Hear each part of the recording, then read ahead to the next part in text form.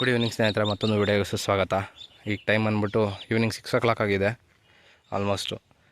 ತೋಟಕ್ಕೆ ಬಂದೆ. ಸ್ವಲ್ಪ ಸೀಡೆ ಕಾಣಿಸ್ತಿದೆ ನೋಡಿ, ಎಲ್ಲ ಹೊಸ ಚಿಗುರ ಮೇಲೆ ಸೀಡೆ ಬಿದ್ದುಬಿಟ್ಟಿದೆ. ಕಾಣಿಸ್ತಿದೆಯಾ?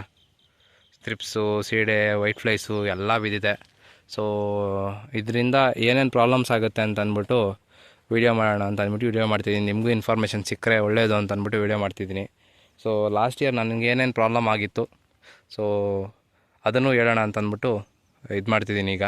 ಸೊ ಲಾಸ್ಟ್ ಇಯರ್ ನಾನು ಸ್ವಲ್ಪ ಸೀಡೆ ಬಿದ್ದಿತ್ತಲ್ಲ, ಸೊ ಅವಾಗ ಏನು ಅಂದ್ಕೊಂಡಿದ್ದೆ ಅಂತಂದರೆ, ಹೆಂಗೋ ಚಿಗುರು ಬೇಕಾಗಿಲ್ಲ ನನಗೆ.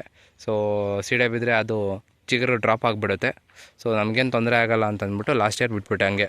ಸೊ ಯಾರು ಹೇಳಿದ್ರು ಅಂತಂದ್ಬಿಟ್ಟು ಆವಾಗೇನಾಯಿತು ಅಂದಾಗ, ಸೊ ಎಲೆ ಮೇಲೆ ಎಲ್ಲ ಈ ಸೀಡೆ ಬಿತ್ತಲ್ಲ, ಆ ಸೀಡೆ ಏನು ಮಾಡುತ್ತೆ ಅಂದರೆ ಎಲ್ಲ ಬಂಕ ಬಿಡುತ್ತೆ. ನೋಡಿ ಇಲ್ಲಿ ಕಾಣಿಸ್ತಿದೆಯಲ್ಲ, ಅಲ್ಲಿ ನೋಡಿ, ಅಲ್ಲಿ ಶೈನಿಂಗ್ ಕಾಣಿಸ್ತಿದೆ ನೋಡಿ ಈ ಎಲೆ ಮೇಲೆ. ಇಲ್ಲಿ ನೋಡಿ ಎಷ್ಟು ಶೈನಿಂಗ್ ಕಾಣಿಸ್ತಿದೆ ಅಂತ. ಬೇರೆ ಎಲ್ಲ ಆ ಥರ ಕಾಣಿಸ್ತಿಲ್ಲ ನೋಡಿ ಶೈನಿಂಗು. ನೋಡಿ ಆ ಶೈನಿಂಗ್ ಎಲ್ಲ ಬಂಕ ಬಿಟ್ಟಿರೋದು. ಸೊ ಆ ಬಂಕ ಏನು ಮಾಡುತ್ತೆ ಅಂತಂದರೆ ಒಂದು ಲೇಯರ್ ಥರ ಕೋಟ್ ಆಗಿಬಿಟ್ಟಿದೆ. ಈಗ ನಾವು ಏನು ಮಾಡಿದ್ರು, ನನಗೆ ಏನು ಸ್ಪ್ರೇ ಕೊಟ್ಟರು ಸೊ ಆ ಎಲೆ ನಮಗೆ ಅಬ್ಸರ್ವ್ ಮಾಡ್ಕೊಳ್ಳಲ್ಲ. ಸೊ ಒಂದು ಫಾರ್ಮೇಷನ್ ಆಗ್ಬಿಟ್ಟಿದೆ, ಕೋಟಿಂಗ್ ಫಾರ್ಮೇಷನ್ ಆಗ್ಬಿಟ್ಟಿದೆ ಈಗ. ಸೊ ಆ ಥರ ಆಗಿಬಿಟ್ಟು ಎಷ್ಟೋ ಎಲೆಗಳು ಇತ್ರಲ್ಲಿ ಟೈಮಲ್ಲಿ ಮಾಡಬೇಕಾದ್ರೆ ಇತ್ರಲ್ಲಿ ತೊಗೊಳ್ಳೋದೇ ಇಲ್ಲ ಎಲೆ. ಯಾಕಂದರೆ ಅದು ಒಂದು ಕೋಟಿಂಗ್ ಫಾರ್ಮೇಷನ್ ಆಗಿಬಿಟ್ಮೇಲೆ ಇದ್ರಲ್ಲಿ ಹೆಂಗೆ ತೊಗೊಳತ್ತದು. ಸೊ ಅದನ್ನು ವಾಶ್ ಮಾಡಬೇಕು ಅಂತಂದರೆ ಒಂದು ಸರಿ ನಾನು ಶಾಂಪೂ ಹಾಕಿ ಹೊಡೆದಿದ್ದೆ, ಇನ್ನೊಂದು ಸರಿ ಡೆಟಾಲ್ ಹಾಕ್ಬಿಟ್ಟು ಹೊಡೆದಿದ್ದೆ. ಸೊ ಈ ಥರ 4 ಸ್ಪ್ರೇ 5 ಸ್ಪ್ರೇ ತೊಗೊಂಡಿದ್ದಾದಮೇಲೆ ವಾಶ್ ಆಗುತ್ತೆ. ಸೊ ಅದು ಕೈಯಲ್ಲಿ ಹೊಡಿಬೇಕು. ಟ್ಯಾಕ್ಟ್ರಲ್ಲಿ ಬ್ಲೋವರಲ್ಲಿ ಹೊಡಿತೀವಿ, ಹಂಗೆ ಸ್ಪ್ರೇ ಇದಾಗಿಬಿಡುತ್ತೆ ಅಂತಂದರೆ ಅದು ಕೋಟಿಂಗ್ ಹೋಗೋಲ್ಲ ಅಷ್ಟು ಬೇಗ. ಸೊ ನಾನು 3 to 4 ಸ್ಪ್ರೇಸ್ ತೊಗೊಂಡಿದ್ದಾದಮೇಲೆ ಸ್ವಲ್ಪ ಕಡಿಮೆ ಆಗಿತ್ತು. ಸೊ ಅದಾದಮೇಲೆ ಸ್ಪ್ರೇ ತೊಗೊಂಡೆ. ಸೊ ಆ ಥರ ನಿಮ್ಗೆ ತೊಂದರೆ ಆಗಬಾರ್ದು ಅಂತಂದ್ಬಿಟ್ಟೆ ವಿಡಿಯೋ ಮಾಡ್ತಿರೋದು. ನೋಡಿ ಇದ್ರ ಮೇಲೆಲ್ಲ ಆಲ್ರೆಡಿ ಆಗ್ಬಿಟ್ಟಿದೆ. ಕಾಣಿಸ್ತಿದೆಯಾ ಶೈನಿಂಗ್ ಹೆಂಗೆ ಕಾಣಿಸ್ತಿದೆ ಅಂತ? ಎಲ್ಲಿ ಜಾಸ್ತಿ ಶೈನಿಂಗ್ ಕಾಣಿಸ್ತಿದೆಯೋ ಅಲ್ಲೆಲ್ಲ ಬಂಕ ಬಿಟ್ಬಿಟ್ಟಿದೆ ಆಲ್ರೆಡಿ ಅದು. ಸೊ ಮತ್ತು ಜೊತೆಗೆ ಈ ಚಿಗುರು ಎಲ್ಲ ಡ್ರಾಪ್ ಆಗಿಬಿಡುತ್ತೆ. ಈ ತ್ರಿಪ್ಸು ಮತ್ತು ಇದೆಲ್ಲ ಏನು ಮಾಡುತ್ತೆ, ಆ ಚಿಗುರಲ್ಲಿರೋ ಸಾರಾಂಶನೆಲ್ಲ ಎಳ್ಕೊಂಡು ನೋಡಿ ಯಾವ ಥರ ಡ್ರಾಪ್ ಆಗಿದೆ. ಅದು ಫೋಕಸ್ ಆಗ್ತಿಲ್ಲ, ಅದು ಸರಿ ನೋಡಿ ಇಲ್ಲಿ ಯಾವ ಥರ ಡ್ರಾಪ್ ಆಗಿಬಿಟ್ಟಿದೆ. ಚಿಗುರೆಲ್ಲ ಒಂಥರ ಡ್ರಾಪ್ ಆಗಿಬಿಟ್ಟಿದೆ. ಸೊ ಈ ಥರನೂ ಆಗುತ್ತೆ.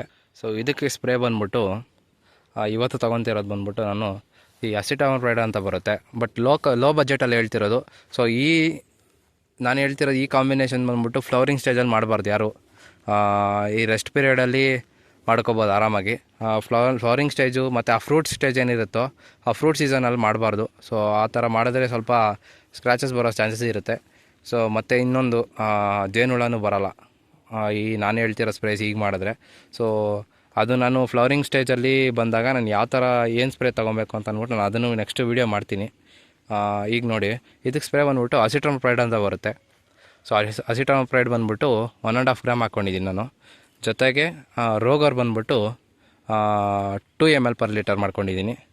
ಜೊತೆಗೆ ನಾನು ಈಗ ಕೊಡಿ ಡ್ರಾಪ್ ಆಗಬೇಕಲ್ವ, ಸೊ ಚಿಗುರು ಜಾಸ್ತಿ ನೋಡಿ ಎಲ್ಲ ಕಡೆಯೂ ಚಿಗುರು ಜಾಸ್ತಿ ಹೋಗ್ತಿದೆ. ಸೊ ಆ ಚಿಗುರನ್ನ ಸ್ವಲ್ಪ ಡ್ರಾಪ್ ಮಾಡಬೇಕು ಅಂತ ಅಂದ್ಬಿಟ್ಟು MKP 5 grams per ಲೀಟರ್ ಹಾಕ್ತಿದ್ದೀನಿ ಇವತ್ತು. ಸೊ ಅದೊಂದು ಹಾಕ್ಕೊತಿದ್ದೀನಿ, ಎಕ್ಸ್ಟ್ರಾ ಇನ್ನೇನಿಲ್ಲ. ಸೊ ನೋಡಿ ಈ ಇನ್ಫಾರ್ಮೇಷನ್ನು ಕೊಡಬೇಕು ಅಂತಲೇ ಮಾಡಿದೆ ನಿಮಗೆ. ಸೊ ನೀವು ಆ ತೊಂದರೆ ಅನುಭವಿಸ್ಬಾರ್ದು ಅಂತ. ಸೊ ವಿಡಿಯೋ ಇಷ್ಟ ಆದರೆ ಲೈಕ್ ಮಾಡಿ, ಶೇರ್ ಮಾಡಿ, ಸಬ್ಸ್ಕ್ರೈಬ್ ಮಾಡಿ. So thanks for watching the video.